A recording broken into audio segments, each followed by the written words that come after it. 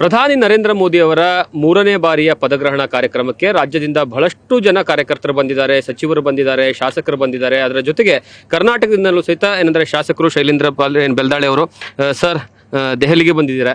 ಹೇಗೆ ಅನ್ನಿಸ್ತಿದೆ 3ನೇ ಬಾರಿಯ ಈ ಒಂದು ಪದಗ್ರಹಣ ಕಾರ್ಯಕ್ರಮವನ್ನು ವೀಕ್ಷಣೆ ಮಾಡೋದಕ್ಕೆ? ನಾನು 2ನೇ ಬಾರಿ ಪ್ರಮಾಣ ವಚನಕ್ಕೆ ಬಂದಿದ್ದೆ, ಅವ ಜಿಲ್ಲಾಧ್ಯಕ್ಷ ಇದ್ದೆ. ಈಗ ಶಾಸಕನಾಗಿ 3ನೇ ಬಾರಿ ನರೇಂದ್ರ ಮೋದಿಜಿಯವರ ಪ್ರಮಾಣ ವಚನಕ್ಕೆ ಬಂದೀನಿ. ಅತಿ ಸಂತೋಷ. ಯಾಕಂದ್ರೆ ನೆಹರು ಜಿ ಆದ್ಮೇಲೆ 2ನೇ ವ್ಯಕ್ತಿ ನರೇಂದ್ರ ಮೋದಿಜಿಯವರು ಇದು 11ನೇ ವರ್ಷಕ್ಕೆ ಪ್ರಧಾನಮಂತ್ರಿಯಾಗಿ ಪಾದಾರ್ಪಣೆ ಮಾಡ್ತಾ ಇದ್ದಾರೆ. ಅದರಲ್ಲಿ ವಿಶೇಷ ದೇಶದಲ್ಲಿ ಅಂದ್ರೆ 4 ಬಾರಿ ಮುಖ್ಯಮಂತ್ರಿಯಾಗಿ 3ನೇ ಬಾರಿ ಪ್ರಧಾನಮಂತ್ರಿ ಪ್ರಮಾಣ ವಚನ ಮಾಡೋದು ಇದು ದೇಶದಲ್ಲಿ ಮೊಟ್ಟ ಮೊದಲನೇ ಇದು ವಿಶೇಷ ಅಂತ ನನಗನ್ನಿಸೋದು. ಬಹಳ ಖುಷಿ ಇದೆ. ದೇಶದಲ್ಲಿ ಒಂದು ಹಬ್ಬದ ವಾತಾವರಣ ಇದೆ. ದೇಶ ಇವ್ರ ಕೈಯಲ್ಲಿ ಸುರಕ್ಷಿತ ಆಗಿರ್ತಂತ ಎಲ್ಲ ಜನರು ಹೇಳ್ತಾರೆ. ಅದಕ್ಕೆ ನರೇಂದ್ರ ಮೋದಿ 3ನೇ ಸಲ ಪ್ರಧಾನಮಂತ್ರಿ ಆಗೋದು ಬಹಳ ಖುಷಿ ಇದೆ. ಎಲ್ಲರೂ ಸಂಭ್ರಮ ಆಚರಣೆ ಮಾಡ್ತಾರೆ. ಸಂಜೆಗೆ ಎಲ್ಲರೂ ಎಲ್ಲ ಗ್ರಾಮದಲ್ಲಿ ಪ್ರತಿಯೊಂದು ಬೂತ್ದಲ್ಲಿ ಕೂಡ ಮಾಡ್ತಾರೆ. ನನಗಂತೂ ಬಹಳ ಖುಷಿ ಇದೆ ನರೇಂದ್ರ ಮೋದಿ ಅವ್ರ 3ನೇ ಸಲ. ಯಾಕೆ ಬಹಳಷ್ಟು ಐತಿಹಾಸಿಕ ಡಿಸಿಷನ್ಗಳು 10 ವರ್ಷದಲ್ಲಿ ತೊಗೊಂಡಿದ್ದಾರೆ. ಯಾವ ನೆನೆಗುದಿಗೆ ಬಿದ್ದಂತ ಕೆಲವು ಡಿಸಿಷನ್ಸ್ ಇವೆ, ಅದು ಇವಾಗ ಈ 5 ವರ್ಷದಲ್ಲಿ ತೋತಾರಂತ ಪೂರ್ಣ ಪ್ರಮಾಣ ಎಲ್ಲ ಕಾರ್ಯಕರ್ತರಿಗೆ ಜನರಿಗೆ ನಂಬಿಕೆ ಇದೆ ಅಂತ ನಾನು ಹೇಳಕ್ ಇಷ್ಟಪಟ್ಟೆ. ಇನ್ನೊಂದು ಈ ವಿಶೇಷ ಅಂದ್ರೆ ಈ ಒಂದು ಕಾರ್ಯಕ್ರಮಕ್ಕೆ ಕರ್ನಾಟಕದಿಂದ 450ರಿಂದ 500 ಜನ ಬರ್ತಾರೆ. ತಳಹಂತದ ಕಾರ್ಯಕರ್ತರಿಗೂ ಸಹಿತ ಆಹ್ವಾನ ಇದೆ. ಇದನ್ನು ನೋಡಿದ್ರೆ ಏನನ್ಸುತ್ತೆ ನಿಮಗೆ ಪಕ್ಷ ಸಂಘಟನೆ ವಿಚಾರ? ಪಕ್ಷ ಸಂಘಟನೆ ಎಂದೂ ಪಕ್ಷ ಸಂಘಟನೆಗೆ ಮಹತ್ವ. ಸಂಘಟನೆಯಲ್ಲಿಂದ ಬಹಳಷ್ಟು ಜನ ಪ್ರಧಾನಮಂತ್ರಿ ಆಗಿದ್ದಾರೆ, ಮುಖ್ಯಮಂತ್ರಿ ಆಗಿದ್ದಾರೆ, ಮಂತ್ರಿಗಳಾಗಿದ್ದಾರೆ. ಸಾಮಾನ್ಯ ಮನುಷ್ಯ ಕಾರ್ಯಕರ್ತನು ಕೂಡ ದೊಡ್ಡ ಸ್ಥಾನ ಕೂಡ ಭಾರತೀಯ ಜನತಾ ಪಾರ್ಟಿ. ಕಾಂಗ್ರೆಸ್ನಲ್ಲಿ ಕುಟುಂಬ ರಾಜಕಾರಣಿ ನೆಹರು, ಇಂದಿರಾ ಗಾಂಧಿ, ರಾಜೀವ್ ಗಾಂಧಿ, ರಾಹುಲ್ ಗಾಂಧಿ, ಪ್ರಿಯಾಂಕಾ ಗಾಂಧಿ. ನಮ್ಮಲ್ಲಿ ಯಾರ ಮುಂದೆ ಯಾರು ಆಗ್ತಾರೆ ಯಾರಿಗೂ ಗೊತ್ತಿರಲ್ಲ. ಇದು ವಿಶೇಷ ಭಾರತೀಯ ಜನತಾ ಪಾರ್ಟಿ. ಕಟ್ಕಡೆ ವ್ಯಕ್ತಿ ಕೂಡ ದೊಡ್ಡ ಅಧಿಕಾರ ಕೊಡೋದು, ಸಂಘಟನೆಯಲ್ಲಿ ಬಂದವರಿಗೆ ಅಧಿಕಾರ ಕೊಡೋದು ಭಾರತೀಯ ಜನತಾ ಪಾರ್ಟಿ. ಇನ್ನೊಂದು ಇಲ್ಲಿ ಹರೀಶ್ ಪೂಂಜಾ ಅವರು ಇದ್ದಾರೆ. ಯಾಕಂದ್ರೆ ಇವ್ರಿಗೆ ಮಾತಾಡಿಸಲೇಬೇಕು. ದಕ್ಷಿಣ ಕನ್ನಡದಲ್ಲಿ ಅತಿ ಹೆಚ್ಚು ಚರ್ಚೆಯಲ್ಲಿ ಇರುವಂತಹ ಶಾಸಕರು. ಸರ್ ಹೇಗನ್ಸುತ್ತೆ ದೆಹಲಿಗೆ ಬಂದಿದ್ದೀರಾ? ಬಹಳ ಸಂತೋಷ. ಇದು ನಮ್ಮ ಜೀವನದಲ್ಲಿ ಒಂದು ಈ ದೇಶದ ಹಿಂದೂಗಳಿಗೆ ಒಂದು ಶಕ್ತಿಯನ್ನು ತುಂಬಿರತಕ್ಕಂಥ ಪ್ರಧಾನಮಂತ್ರಿ ಇದ್ರೆ ಅದು ಸನ್ಮಾನ್ಯ ನರೇಂದ್ರ ಮೋದಿ ಅವರು.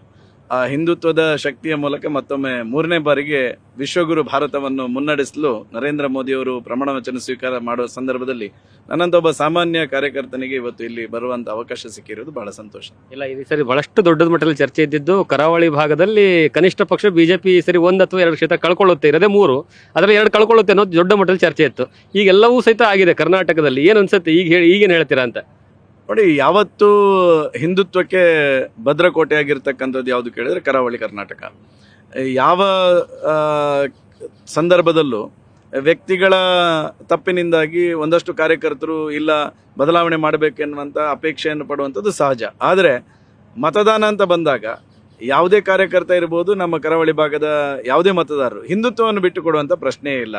ಹಿಂದುತ್ವಕ್ಕೆ ಶಕ್ತಿಯನ್ನು ಅವರು ಭಾರತೀಯ ಜನಸಂಘ ಇದ್ದಂಥ ಸಂದರ್ಭದಲ್ಲೂ ತಂದುಕೊಟ್ಟವರು. ಇವತ್ತು ಭಾರತೀಯ ಜನತಾ ಪಾರ್ಟಿಗೂ ಹಿಂದುತ್ವಕ್ಕೆ ಶಕ್ತಿ ತುಂಬಿರ್ತಕ್ಕಂಥದ್ದು ಕರಾವಳಿ ಕರ್ನಾಟಕ. ಓಕೆ, ಈಗ ಕೊನೆಯದಾಗಿ ಏನ್ ಹೇಳಕ್ ಇಷ್ಟಪಡ್ತೀರಾ ಇವತ್ತಿನ ಒಂದು ಸಮಾರಂಭಕ್ಕೆ ಮತ್ತು ಅದರ ಜೊತೆಗೆ ಕರ್ನಾಟಕಕ್ಕೆ ಎಷ್ಟು ಸಿಗಬಹುದು ಸಚಿವ ಸ್ಥಾನ ನಿರೀಕ್ಷೆ ಇದೆ ನಿಮಗೆ? ನೋಡಿ, ಈ ದೇಶದಲ್ಲಿ ಕುಟುಂಬ ರಾಜಕಾರಣದ ಹೆಸರಿನಲ್ಲಿ ಅಧಿಕಾರಕ್ಕೆ ಬಂದವರು ಕಾಂಗ್ರೆಸ್.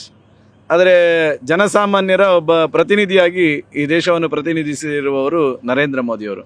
ನರೇಂದ್ರ ಮೋದಿಯವರು ಜನಸಾಮಾನ್ಯರ ಪ್ರತಿನಿಧಿಯಾಗಿ 3ನೇ ಬಾರಿಗೆ ಪ್ರಮಾಣ ವಚನ ಸ್ವೀಕಾರ ಮಾಡುವಂಥದ್ದು ಇಡೀ ದೇಶದ ಜನರಿಗೆ ಗೌರವ ತಂದಿದೆ, ಸಂತೋಷ ತಂದಿದೆ. ಮತ್ತೆ ಭಾರತವನ್ನು ವಿಶ್ವಗುರು ಭಾರತವನ್ನಾಗಿ ಮಾಡುವಂಥ ಸಂಕಲ್ಪವನ್ನು ನರೇಂದ್ರ ಮೋದಿಯವರು ಮಾಡ್ತಾರೆ ಎನ್ನುವಂಥ ವಿಶ್ವಾಸ ಇದೆ. ಕರ್ನಾಟಕಕ್ಕೆ ಖಂಡಿತವಾಗಿ ವಿಶೇಷವಾಗಿರ್ತಕ್ಕಂಥ ಗೌರವವನ್ನು ಸನ್ಮಾನ್ಯ ನರೇಂದ್ರ ಮೋದಿಯವರ ಕ್ಯಾಬಿನೆಟ್ ಅಲ್ಲಿ ಕೊಟ್ಟೆ. ನಿಮ್ಮ ನಿರೀಕ್ಷೆ ಏನಿದೆ ಕರ್ನಾಟಕ ಎಷ್ಟು ಸಿಗುತ್ತೆ ಅಂತ? ಈಗ ನನ್ನ ನಿರೀಕ್ಷೆ ಏನಿದೆ ಎಂದು ಅತಿ ಹೆಚ್ಚು, ಯಾಕಂದ್ರೆ 17 ಸೀಟು ನಮ್ಮ ಯುವ ನಾಯಕರು, ಶಾಸಕರು BY ವಿಜೇಂದ್ರ ನೇತೃತ್ವದಲ್ಲಿ 17 ಸೀಟ್ ನಾವು ಗೆದ್ದಿದ್ದೀವಿ. ಅದರಲ್ಲಿ ನನಗನ್ನಿಸ್ತು 3-4 ಸೀಟ್ ಕೊಟ್ಟರೆ ಒಳ್ಳೆಯದು ರಾಜ್ಯ. ಯಾಕಂದ್ರೆ ಕಾಂಗ್ರೆಸ್ ಸರ್ಕಾರ ಇದೆ, ಅದಕ್ಕೆ ಸದ್ಬಡಿಬೇಕು, ಅವರನ್ನು ಮಣಿಸ್ಬೇಕು ಎಲ್ಲ ರೀತಿಲಿ. ಅಂದ್ರೆ ಒಂದು 4 ಸ್ಥಾನರ ಕೇಂದ್ರದ ಕ್ಯಾಬಿನೆಟಲ್ಲಿ ಕೊಟ್ಟರು ನನ್ನ ವೈಯಕ್ತಿಕ ಅಭಿಪ್ರಾಯ. ಎಲ್ಲರೂ ಖುಷಿ ಇರ್ತಾರೆ ಕಾರ್ಯಕರ್ತರು ಅಂತ ಹೇಳಕ್ಕೆ ಇಷ್ಟಪಡ್ತೀನಿ. Thank you. ಇದು ಇಬ್ರು ಸಹಿತ ಶಾಸಕರು ಹೇಳುವಂತಹ ಮಾತು. ಕ್ಯಾಮರಾ ಪರ್ಸನ್ ಅಶೋಕ್ ಜೊತೆಗೆ ಜಗದೀಶ್ ಕಾಶಂಪುರ್, ನ್ಯೂಸ್ ಫಸ್ಟ್, ನವದೆಹಲಿ. ನ್ಯೂಸ್ ಫಸ್ಟ್, ನಿರ್ಭೀತಿಯಿಂದ ನಿಮ್ಮ ಪರವಾಗಿ.